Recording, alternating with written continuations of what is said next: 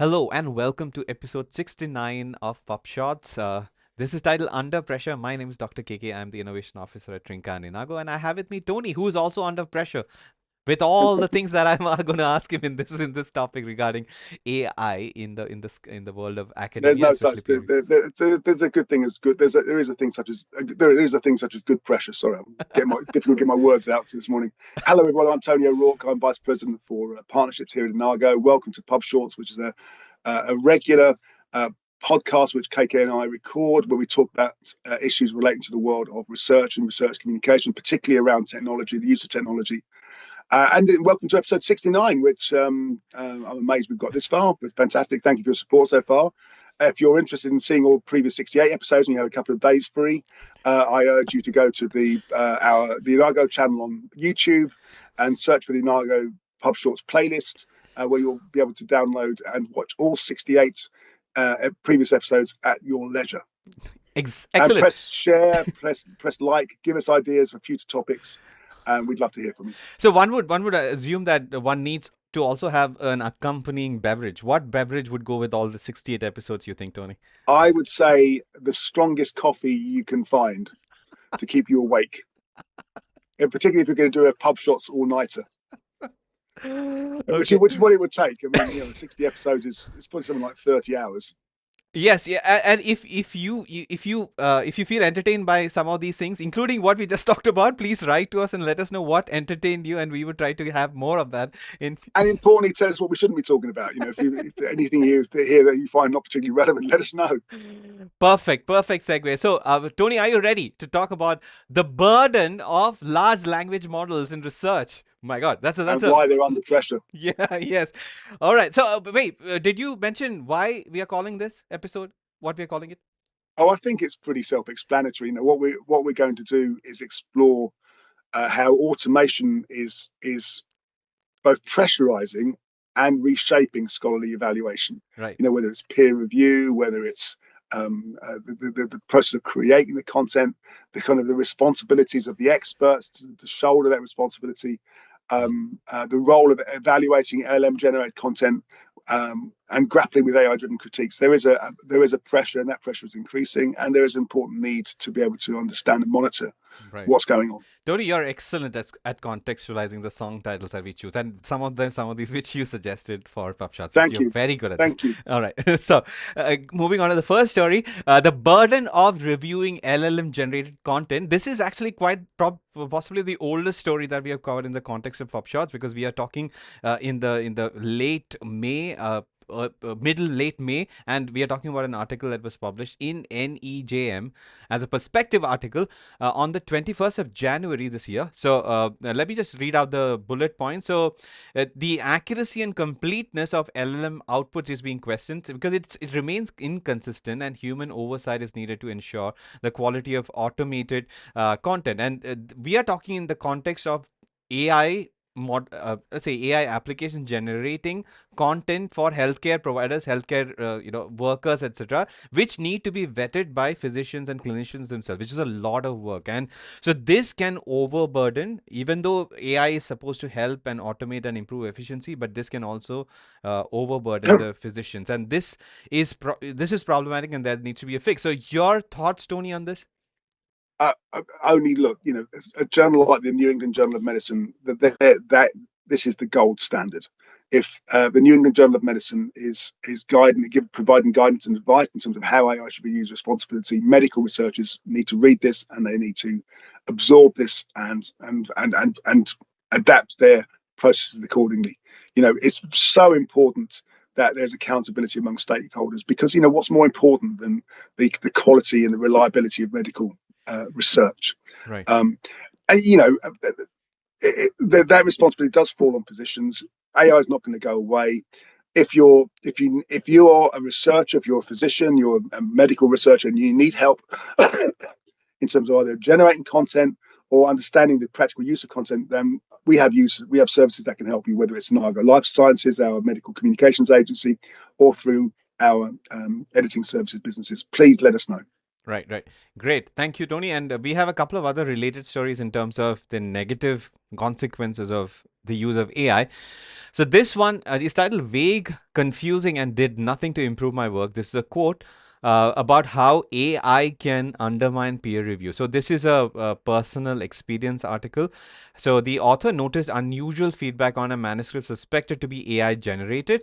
The article, basically the opinion piece, highlights the importance of peer review for research credibility, and AI generated peer reviews can be vague and unhelpful. It's basically, it makes everything sort of consistent, overly simplistic, and template based. And there is a call for transparency when AI used in peer review. We talked about it, Tony, in the last episode, where we talked in detail about how all the stakeholders in the academic publishing world need to come together to establish standards and guidelines and Yeah, ensure that yeah, they are enforceable. And yeah. it finally suggests, the author suggests that journals should enforce disclosure of AI use in peer review. So this is probably the first. Absolutely. Yeah, it is absolutely right, but for some reason we have not yet discussed the disclosure of AI assistance in peer review, in the context of peer review in PubShorts extensively. And the other thing, I mean, if I hate to sound like a broken record, but we've been talking about this. The reason why we are building our AI peer review assistant with 100% human oversight is to ensure that the content that is it goes out with AI assistance is accurate and does not sound like this, and the authors benefit from it, right, Tony?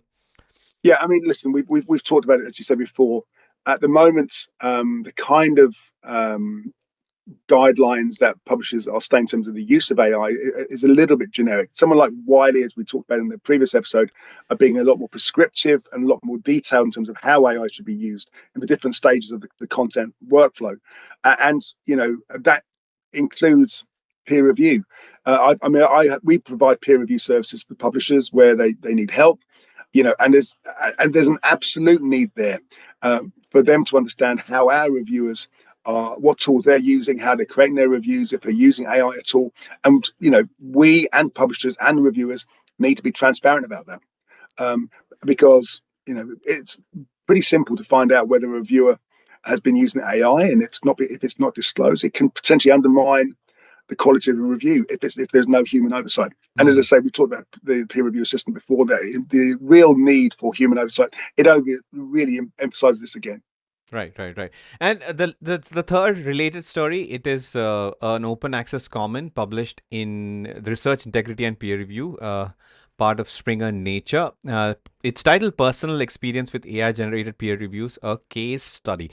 So, a researcher withdrew their paper after suspecting two anonymous reviews, which were entirely AI generated, which highlights a blind spot in current peer review practices. Now, what are the features, right? So, the reviews were verbose but superficial, perfect English, and third person omniscient tone, which is characteristic of LLM generated outputs. Now, when this was brought to the attention, the journal dragged its feet for 2 months and denied a breach and provided humanized signed replies without addressing AI use. Now, that's not a good thing to do. No clear investigation protocol, no COPE oversight, and no reviewer de anonymization processes, and the authors felt powerless. So, there's a call for proactive author engagement, evidence gathering, and rapid escalation of such concerns. And you cannot have wait and see approaches. I think that's another point. And open peer review and mandatory AI use disclosure are suggested as necessary guardrails, which we Yeah, just talked yeah, about. which we've And just talked about. Yeah. yeah, and the power imbalances and confidentiality concerns remain in terms of the stakeholders. And well, all in all, this case underscores the need for transparent, enforceable policies and independent oversight bodies in the AI assistance era, as in for publishing, etc. So again, it's all the three articles sort of sum up that the concerns regarding AI content generation as well as peer review. We talked about it. Anything more to add, Tony? Well, no, I think what we're finding is that there's an element of catch up taking place here. I think there are going to be authors who probably understand AI better than some of the publishers that they're working with, you know, who can identify the use of AI or are able to identify the use of AI more effectively Mm-hmm. than to maybe some of the publishers that they're dealing with. Right. So so there is that need for that's the need for education again, only reinforced again. Right, Tony, in your recent visit to the US, you met with several institutions and stakeholders from institutions, and they were concerned about students using AI in a non-permissible way, basically not providing their actual hard work instead of using simply AI for copy pasting content. Do you think there is any room for such concerns in the peer review space as well? Absolutely. I mean, not just from my recent visits to the US, but as I said earlier on in conversations I've been having with publishers, where even they are saying, "Well, look, we've identified certain trends in some of the reports that have been used. Please confirm how your reviewers are generating these texts." And, if you dig a little deeper, it's clear that some of those reviewers have been at least using AI to sort of start them on the process in terms of creating those questions. And we've mentioned this a million times. Our peer review assistant, which we're developing, has a very strong AI element to it, but we're very much emphasizing the need for human guardrails, and that is AI with human oversight rather than human oversight with AI. Right. Final Excellent. decision. Excellent. All right, we have some peer review research. It is published in Archive. It is titled AI Driven Scholarly Peer Review via Persistent Workflow Prompting, Meta Prompting, and Meta Reasoning. So there's a lot of words, but it is, it is, to me, the title is pretty clear. So it discusses the challenges of peer review for scientific manuscripts using LLMs, large language models, and it introduces persistent workflow prompting, which is similar to AI scaffolding that we talked about, basically creating a framework especially for early peer reviewers, early career researchers, to go about how to do a good quality peer review. And it uses PWP, which is persistent workflow prompting, uses LLM chat interfaces to aid in manuscript review, and the paper presents a proof of concept by analyzing chemistry manuscripts. So one of the things that they're talking about is to use the LLMs to write better prompts for themselves and iteratively improve it so that the outputs can be much better. And that is basically meta prompting and meta reasoning as a concept. And if you go deeper, if you view the PDF, you see the examples as they're reported. And PWP, or persistent workflow prompting, is effective, at least as per the evidence shown in this paper, which is a very good example. I mean, we are trying something similar in the PRA ourselves, but at the same time, such research needs to be there, because everybody is going to try out different methodologies, and eventually we need robustness. We do not care how we arrive at it, but we still need high quality The AI assisted peer ultimate review. goal. Yeah. Yeah. Right. Agreed. All right. So, big news from the US in a positive way. I would say positive from the point of view of people considering AI assistants will become sort of ubiquitous in throughout research workflow. So, FDA announces completion of first AI assisted scientific review pilot and aggressive agency wide AI rollout timeline. So, quick points. So, FDA has completed the first AI assisted pilot. So AI tools have been shown to help scientists reduce time spent on repetitive tasks, which everybody knows.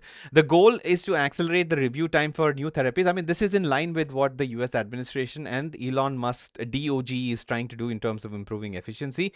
And all FDA institutions and centers have been requested to deploy these AI tools. We do not yet know what they're talking about, but from what I understand, it is somewhere in between a fully AI assisted, like a peer review solution that we are trying to create with peer review assistant, and it is somewhere in between that and the technical checks, which have been, like, for example, things like the Inago report, somewhere in between that. Your thoughts on it, Tony, and how would it impact in terms of, let's say, medical research has been reluctant to adopt, so rather medical research, I would say, let's say pharmacological companies are relatively reluctant because of the confidentiality and sensitivity of the information that they need to share.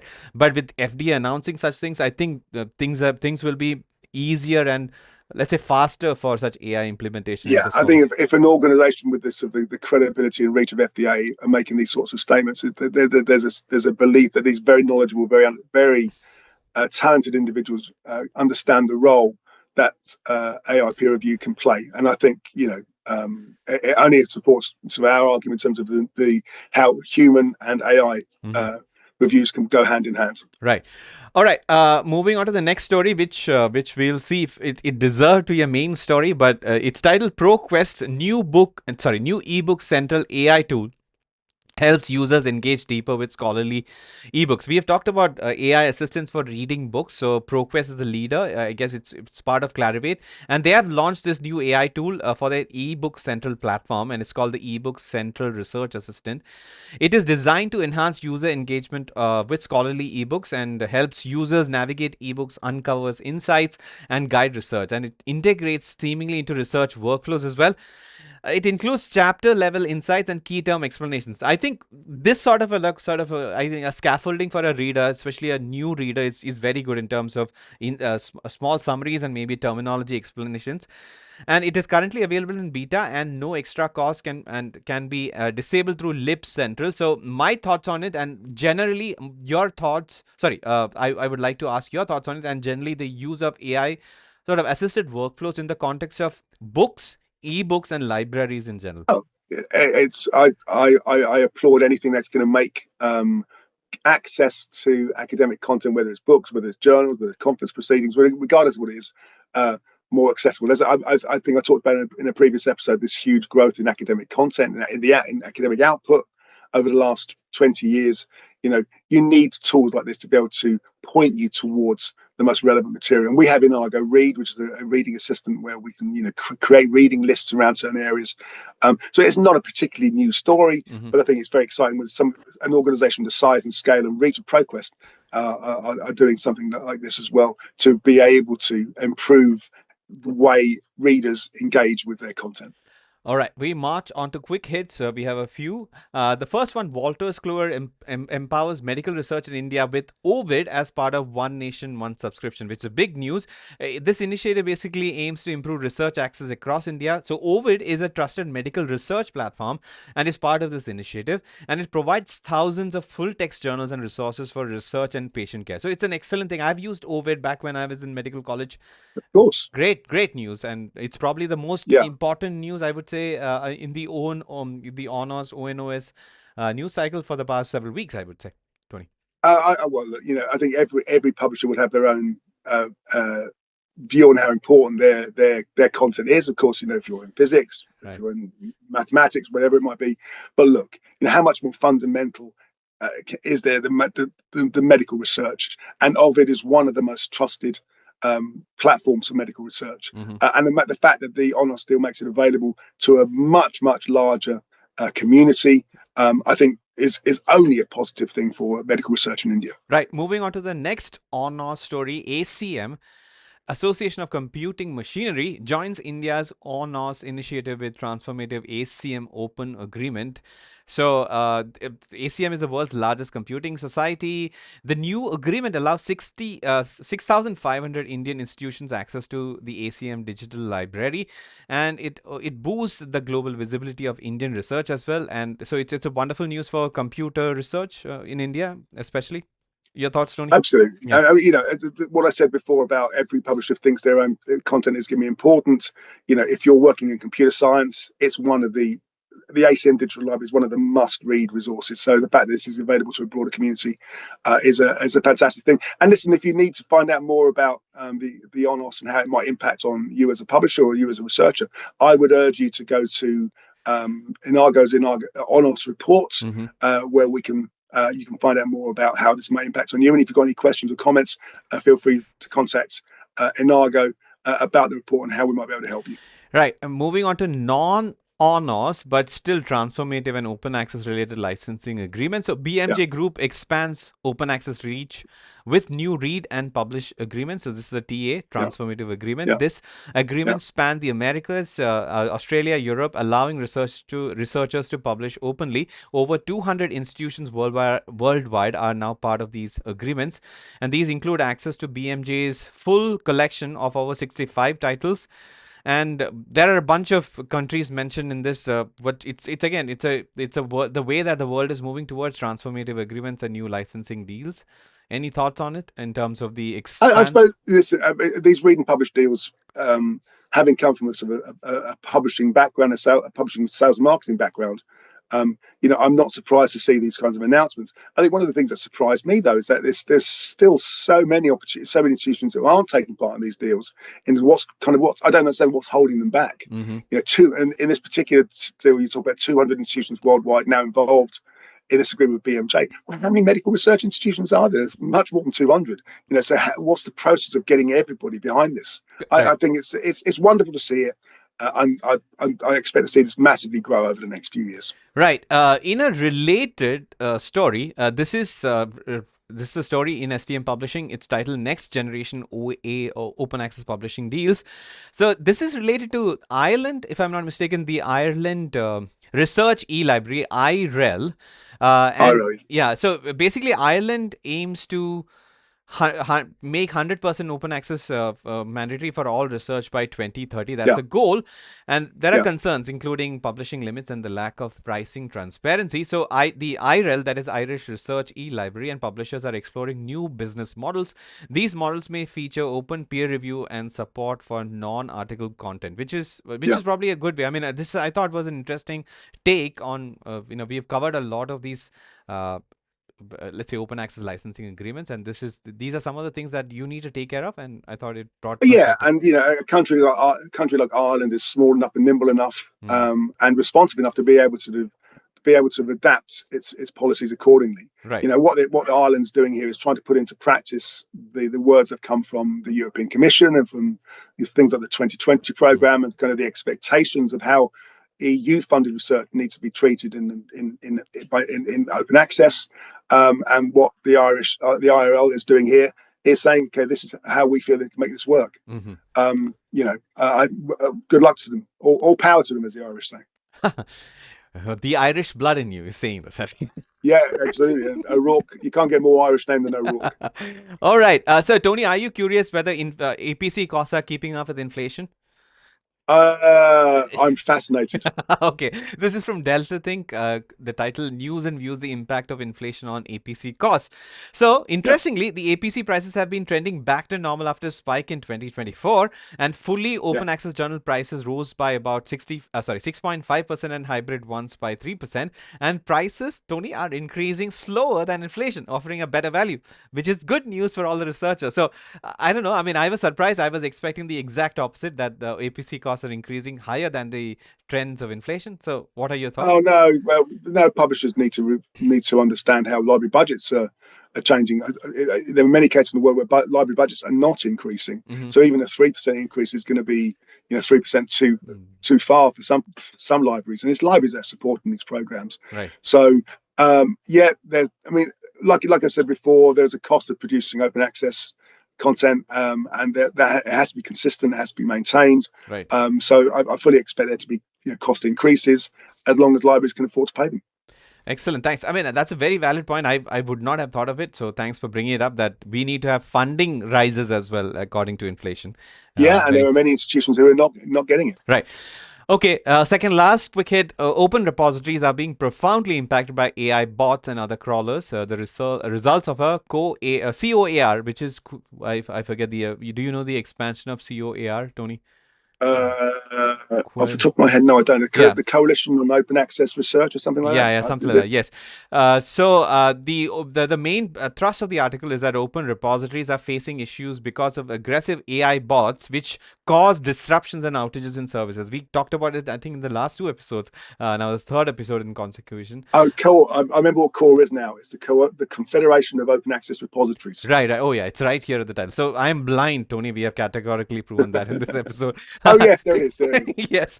And these bots, sorry, some repositories are blocking machine access, affecting useful services. Yeah. And this survey got about 66 responses from around the world, and over 90% reported encountering AI bots frequently. And there are various measures put in place, including for limiting bot access, including rate limiting and firewalls. But we need to find a solution for this. And we talked about that in terms of even publishers being affected by the crawlers and AI bots using their services rather than actual users. Your thoughts on it, Tony? Um, hmm.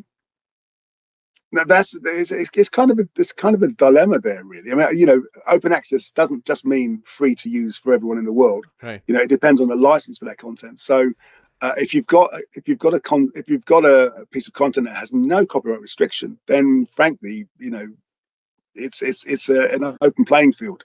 But these bots need to respect the various different license types of content. And if something is not available for commercial use, Right. then it shouldn't. Then those bots shouldn't have access to it.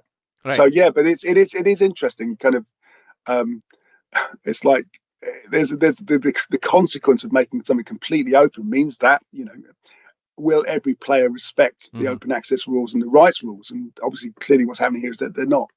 Right. And moving on to the last one, it's a very interesting research article actually. Adoption of preprinting across scientific disciplines and geographical regions. It's an actual Yeah, research study. It yeah, spans 1990, the time span of 1991, the year 1991 to 2023. And some of the findings, Tony, listed are a high adoption in physical and mathematical sciences, which is not surprising at all because that's how Archive started. And strong yeah, growth in preprints from 2017 to 2022.